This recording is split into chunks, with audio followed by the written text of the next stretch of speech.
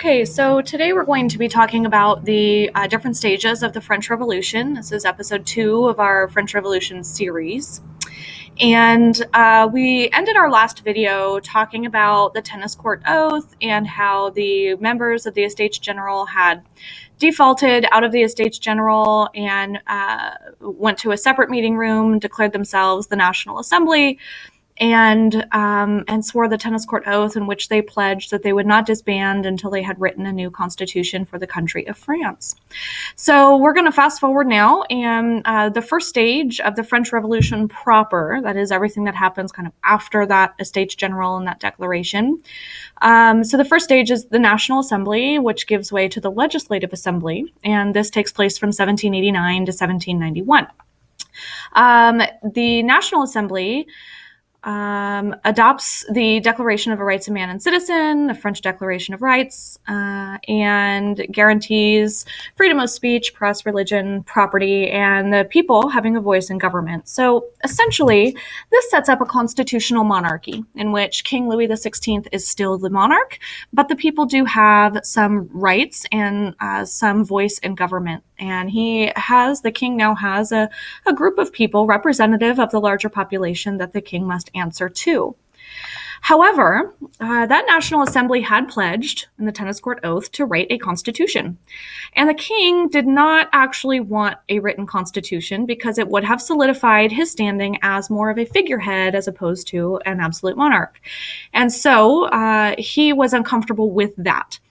He had a vague plan of using military force against the National Assembly. This rumor spread among the people, the revolutionary people of France, and they decided to take matters into their own hands, and they stormed what's called the Bastille, which is a medieval fort and a prison. And they stormed the Bastille in search of gunpowder in order to arm themselves against the king and his army, who they believe is advancing on Paris. So this takes place on July 14th, 1789. July 14th is still known in France as Bastille Day, and it is equivalent to their Independence Day. We celebrate 4th of July. They celebrate the 14th of July. And so during the uprising and the storming of the Bastille, as it is called, the people of Paris did seize weapons from the Bastille, and they organized their own government as a result that they called the Commune.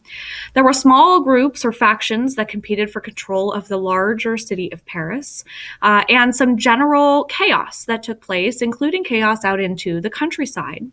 So nobles were attacked in what is known as the Great Fear, as the Third Estate did attack the Second Estate. Records of feudal dues and taxes that were owed were destroyed across the land, and many nobles, fearing for their lives, fled the country to become known as émigrés.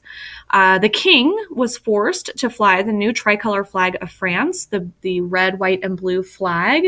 And this was a show of not support per se, but definitely a show of acknowledgement that the people were there and that the king was acknowledging that they were unhappy with the status quo and they were demanding change. So the king is not so much as supporting the revolution, but he is acknowledging the fact that there is some major discontent in his country. So the National Assembly goes on to make many changes. They do, as you can see on this screen, they abolish the guilds and labor unions in an effort to promote business and entrepreneurship.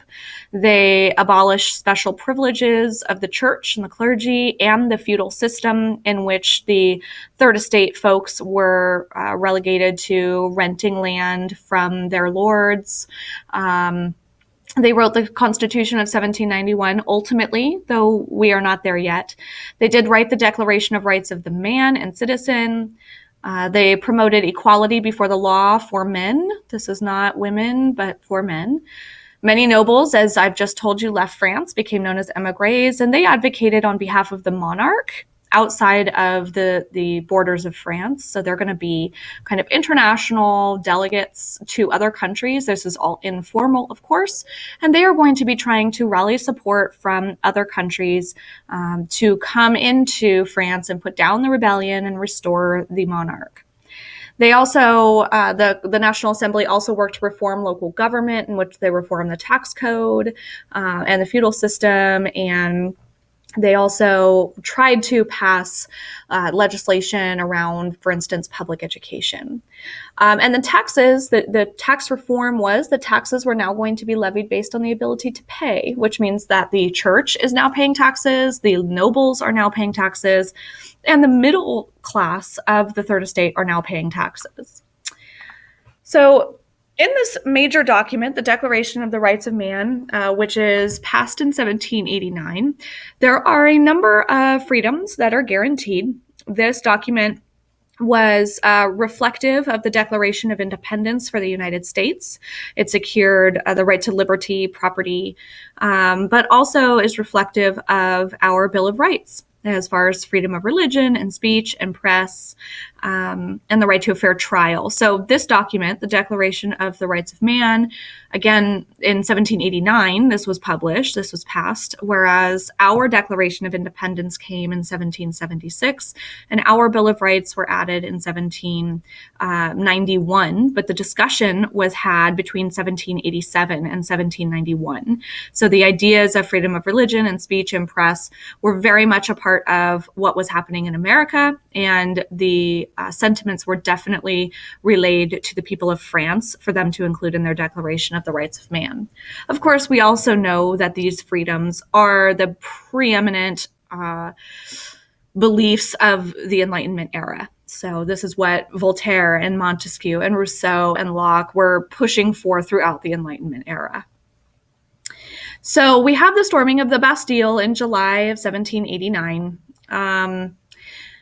And the Paris Commune, the Parisian Commune, had this great fear that the king was going to try to put down the rebellion. This is why they attacked the Bastille in the first place. And fearing that that fear was always there. And it was helped in part or supported in part by the fact that the king's wife, Marie Antoinette, was the sister of the Austrian emperor. The Austrian emperor was being talked to regularly and getting involved in France and trying to put down the rebellion. And so this definitely raised the level of distrust between the Third Estate, the National Assembly, the people of France, and the king, the monarchy. So on October 5th, 1789, a group of women take it upon themselves to attack the Palace of Versailles. And what these women are doing is they're demanding bread because bread prices went through the roof and they had no access to the food. And so they went there demanding bread. And they ended up forcing the royal family to leave the Palace of Versailles and relocate to Paris, the capital city of the country, along with the National Assembly. And so both the National Assembly and the monarch take up residence in the Tuileries Palace, and they are going to run the country from there from now on. So there's no longer this distance between the city of Paris, which is supposed to be the capital of the country, and where the seat of government actually was, which was 14 miles away in the city of Versailles. So now Paris feels like they are the capital city, and they also have the seat of government in their city. It makes them feel more secure. So the National Assembly moves to make many changes, as I've told you already, an end to special privileges. And with the church, what that meant was that the land was seized from the church. It was divided up and it was sold off to peasants. And there was paper currency that was brought in as part of the reform, so that there was no more vassalage, or the feudal system is going to be abolished. And so now folks are going to be using paper money and no longer kind of this indentured servitude, if you will. But they also passed, in dealing with the church, the National Assembly also passed this civil constitution of the clergy. And what it meant was that church officials were now going to be elected officials, elected by the people, as opposed to appointed positions. And when that happened, the clergymen realized that they were going to be directly responsible to the people that they were supposed to be serving. This meant that to be a clergyman was no longer going to be a walk in the park. They were now going to have to put real effort into their position as a clergyman in the local villages. And instead of dealing with this, half of the church officials fled the country rather than swear allegiance to this new civil constitution.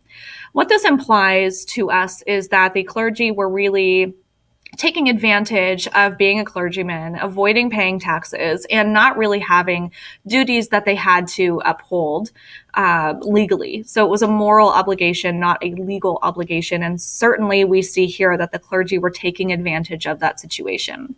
So as soon as there were requirements put in place that were going to hold the clergymen accountable, many of them, half of them, decided to leave the country instead.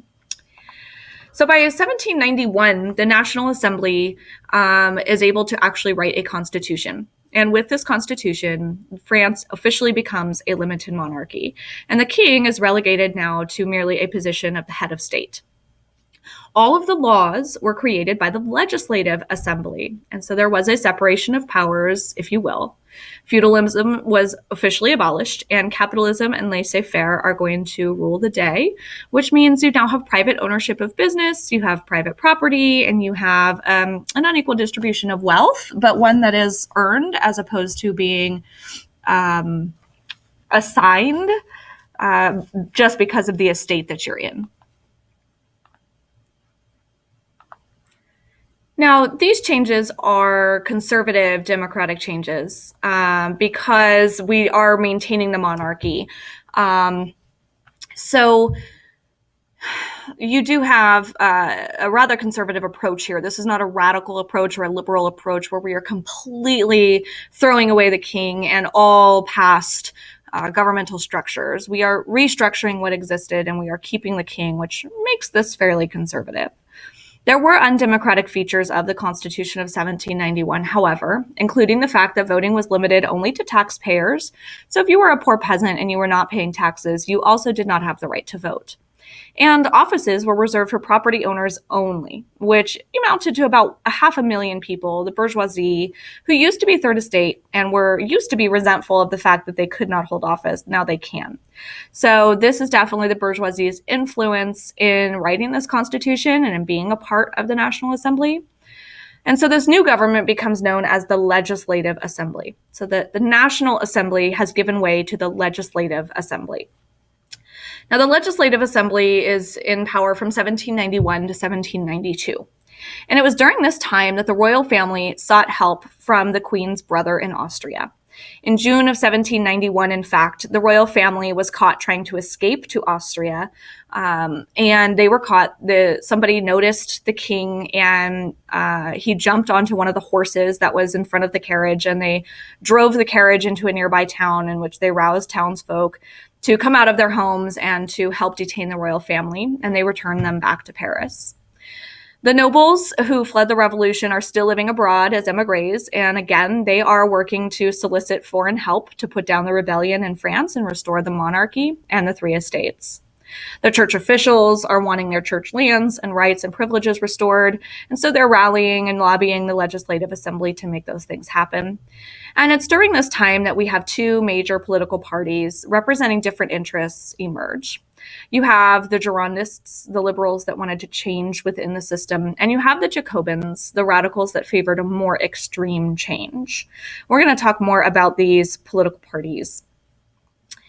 There is opposition to the Legislative Assembly and to this new government, mostly from neighboring European monarchs. These monarchs feared that the revolution and the revolutionary ideas sweeping across France were going to spread to their own countries. This was not helped when France was invaded by Austrian and Prussian troops, as you read about in the packet. And so this throws France into many wars, including their own revolution. They're also fighting a war against Austria and Prussia. Voters also begin electing representatives for a new convention, and they're looking to write a republican constitution for France, which would totally do away with the king. Meanwhile, thousands of nobles are executed under the suspicion that they're conspirators with the foreign invasion. So there is a lot of distrust being thrown around among even the nobles, the inner circles of the monarchy, first and second estates, both. So the second phase of the revolution is called the Convention, and it takes place from 1792 to 1795. And with the convention, they meet for the first time September 22nd, 1792, and they are in control or controlled by the Jacobins. And so, again, the Jacobins are the more revolutionary of the two political parties, wanting to make some pretty drastic changes. What they do in order to create this new French government is they establish the first French Republic, year one, and they convert to the metric system. And they make a bunch of changes that are meant to bring about community and create a French identity that is different from the identity that existed under the king. These Jacobins, though, are radical, making big, sweeping changes, and they do face this domestic opposition from the other parties. So the Girondists, the moderates, they represented mostly the rich middle class of the provinces, and the Jacobins, meanwhile, the leaders are Marat, Danton, and Robespierre, which we'll talk more about in a few minutes. And they're representing the workers. So they're more of the working class folks who are really wanting some very radical change. The convention is, of course, still facing opposition from abroad as all of those monarchies surrounding France continue to be concerned about the spread of revolutionary ideas to their countries.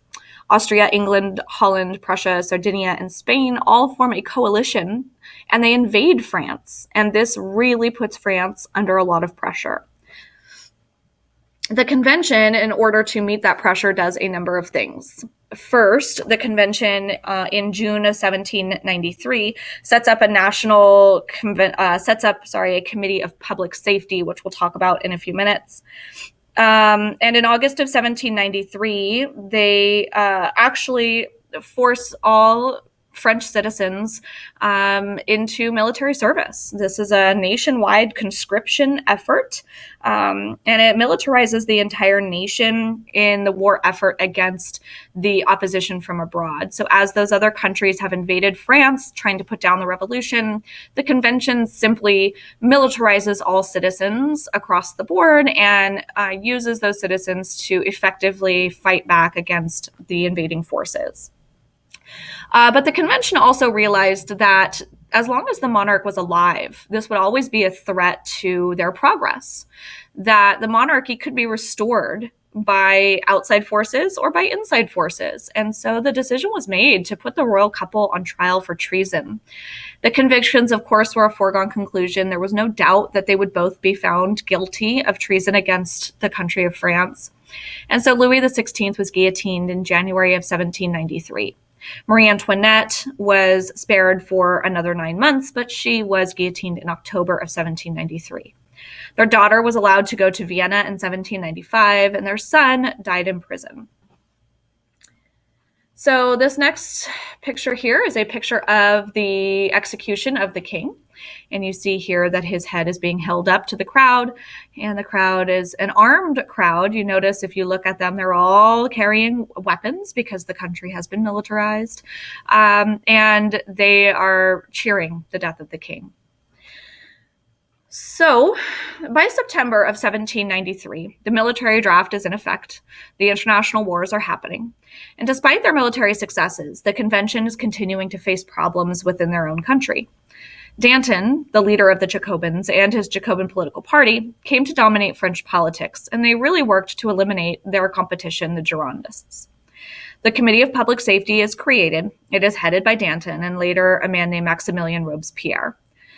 During this time, approximately 35,000 people were executed by guillotine because they were charged with treason and found guilty. Now, really, this was the Jacobins reinforcing their political power by eliminating their opponents. But the Jacobins said that it was to further revolutionary ideas. The Terror, as it became known, lasted from June of 1793 until July of 1794. This slide tells you September 1793 to July of 74. So I tell you those dates because I want you to know that history is always a little bit gray, And so here we have a gray area. When did it begin? When does it end? It is open to interpretation, and historians do have different interpretations about this. This here is a picture representing the Committee of Public Safety. Essentially, the Committee of Public Safety made it so that there was approximately a dozen men who made decisions and ran the country during this time. One of those men was a man named Paul Marat. Because of a debilitating illness, Marat was eventually forced to work from home, and he was assassinated by a Girondist sympathizer in July of 1793. This is a painting representing the death of Marat. Meanwhile, the other two Jacobin leaders, George Danton, who wanted to end the executions during the Reign of Terror, resulted in Danton being tried himself and executed for treason. Robespierre then stepped in and became the leader of the Committee for Public Safety. He continued the executions until the following year, until the convention came to blame him for the Reign of Terror and the deaths of 35,000 people. It was at that time that the convention sent Robespierre and other members of the Committee of Public Safety to the guillotine, and they too were executed.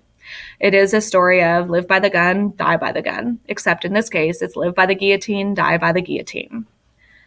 So the next phase of the French Revolution is called the Directory. And under the Directory, which came after the Jacobins left power in the National Convention, power was divided into a couple of different branches. You have an executive branch and a legislative branch. There were qualifications, and the qualifications really were that you were a Girondist. The Jacobins had their chance to run the country, and it had ended in a reign of terror. The Girondists are now stepping forward to take their opportunity to lead the country. There were reforms that were passed by the convention under the Jacobins, and I told you that they were working on creating kind of a French identity. So they adopted the metric system, ended slavery, ended debt imprisonment, drew up a comprehensive system of laws, etc. The Directory comes after them then in 1795, and unfortunately, they were corrupt and very poorly administered. The people of France grew very frustrated after 5 years of their inept leadership. But I will say that during this time, they did develop a strong feeling of what we call nationalism. They were proud of their country, and they were incredibly devoted to France. And this is important in understanding the next phases of the revolution that we'll talk about in the next episode of our lecture series. This national pride, though, was fueled by the military successes, as France was able to successfully defeat the invading armies of those many different nations. It would be a military leader, Napoleon Bonaparte, coming to power through a coup d'etat, who would end the 10-year period known as the French Revolution. So this is going to conclude the bulk of the French Revolution stuff from 1789 to 1799 with the ending of the Directory. Our next episode, we'll be talking about Napoleon, his coup to seize power, and the direction that he took France after the revolution came to an end. Today's review questions, there are 8 of them, are here. I recommend that you take a peek at these, make sure that you can answer them, and come to class tomorrow with any questions you might have about these notes. Thank you.